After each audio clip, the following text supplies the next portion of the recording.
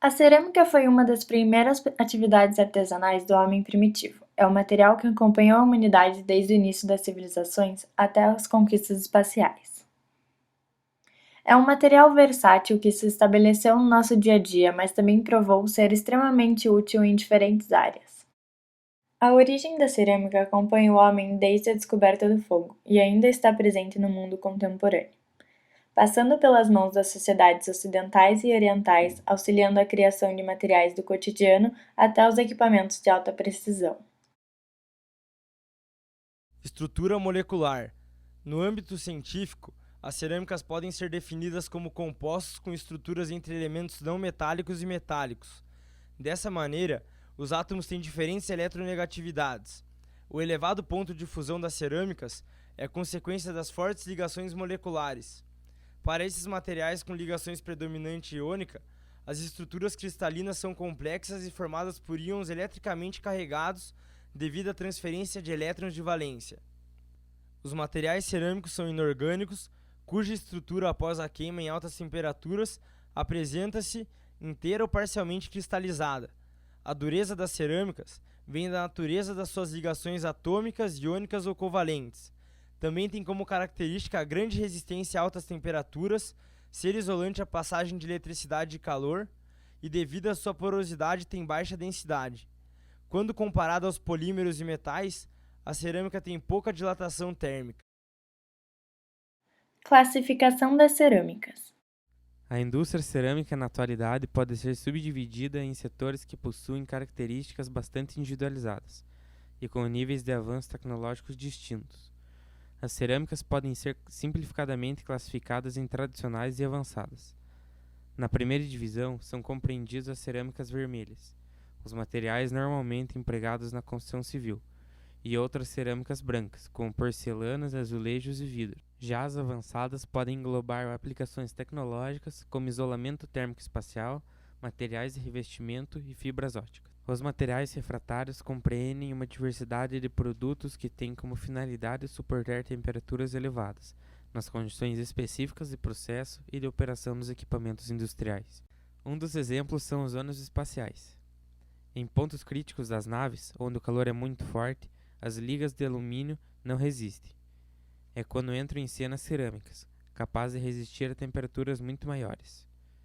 Geralmente, a cerâmica é empregada especialmente nos cilindros externos do fundo do motor do foguete principal.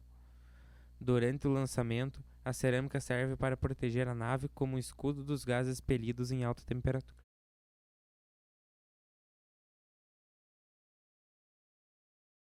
Os ingredientes de materiais cerâmicos são simples: os elementos terra, água, ar e fogo. Uma receita comprovada por anos que, graças às suas origens naturais, é tão moderna hoje quanto sempre foi. Antes de se transformar em cerâmica, a terra precisa ser moída e misturada a outros ingredientes naturais, antes de ser modelada. Pode tomar a forma de cerâmicas técnicas e refratárias, cerâmica fina ou cerâmica vermelha. Mas essa é somente uma entre inúmeras formas de classificar a infindável gama de materiais possíveis. Após moldados, os produtos cerâmicos são colocados em um secador para remover a maior parte da sua umidade. Depois, o material é inserido em um forno, onde é queimado por várias horas, para então estar pronto para o uso. Propriedades mecânicas. As cerâmicas são materiais muito frágeis e não possuem alta resistência em certos ensaios mecânicos, como de tração e offshore. Entretanto, são de 5 a 10 vezes mais resistentes aos ensaios de compressão ao de tração. O módulo de elasticidade é bem alto, de 45.500 kg por milímetro quadrado, devido à sua estrutura molecular. O ensaio de tração normalmente não é realizado, pois é muito delicado, causando assim resultados dispersos. Ensaios com pressão. Um dos ensaios mais realizados, pois avalia as características de deformação do material, provocando um esforço axial que tende a encurtar o corpo de prova. O limite de resistência à compressão é calculado pela carga máxima dividida pela seção original do corpo de prova. É basicamente utilizado nas indústrias de construção civil e de materiais cerâmicos. Além disso, fornece resultados de análise estatística, permitindo quantificar o comportamento mecânico de materiais frágeis. Ensaio de flexão.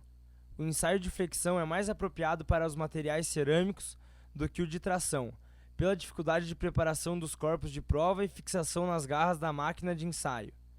Existem dois tipos principais de ensaios: ensaio de flexão em 3 pontos e ensaio de flexão em 4 pontos. O processo consiste na aplicação de uma carga crescente em determinados pontos de uma barra. Mede-se o valor da carga em função da deformação. No comportamento tensão-deformação, para os cerâmicos há uma relação linear entre ambos e a inclinação da curva é o módulo de elasticidade. É possível notar os materiais cerâmicos cristalinos não apresentam deformação plástica em baixas temperaturas. Porosidade. Os valores de resistência à fratura são inferiores aos estimados pela teoria a partir das forças de ligação interatômicas. Isso se deve à presença de defeitos críticos, que atuam como amplificadores de tensão.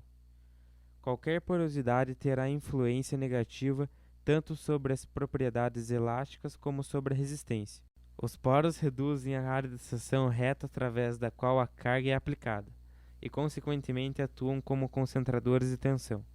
Para reduzir a porosidade e melhorar as propriedades mecânicas, é feito o processo de sinterização, o qual fornece energia aos átomos para se movimentarem, ou seja, aquecerem, ocorrendo a difusão ao longo das fronteiras de grão, levando ao progressivo desaparecimento dos poros e diminuindo o volume. A presença de poros pode iniciar fissuras. Com o passar dos anos, a manipulação de diferentes tipos de argilas permitiu desenvolver novos materiais com alta resistência térmica, mecânica ou química. Assim, a cerâmica constitui-se atualmente como um importante setor econômico, seja em indústrias que utilizam tecnologias tradicionais ou inovadoras, ou como um produto artesanal importante em comunidades carentes para a geração de renda. Pelo fato da matéria-prima da cerâmica ser de fácil acesso, como o silício e o oxigênio formam cerca de 75% da crosta terrestre, torna o produto barato comparado aos outros materiais. O bloco cerâmico é excelente em termos de sustentabilidade e possível reutilizar blocos antigos. Cada vez mais os arquitetos e engenheiros estão escolhendo a utilização do material cerâmico pelas suas características que valorizam a estrutura. Pisos, telhas e paredes internas cerâmicas, que eram muito empregadas em construções antigas, hoje em dia também são apreciadas pelas propriedades acústicas, a ótima qualidade do material e por serem quimicamente inertes. Além disso, na construção civil, os tijolos refratários são largamente usados como revestimentos em lareiras, churrasqueiras, fornos e fogões a lenha.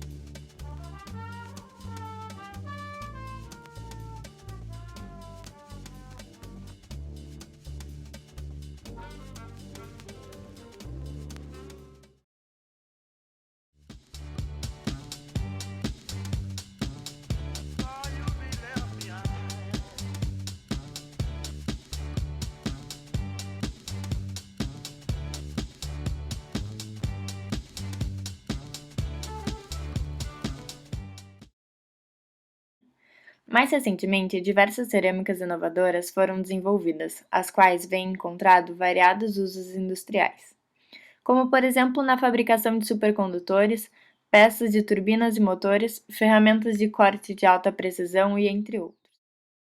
As indústrias que demandam cerâmica avançada têm investido na busca por materiais de alta tecnologia que propiciem um aumento da eficiência do consumo de combustível e diminuam os impactos no meio ambiente.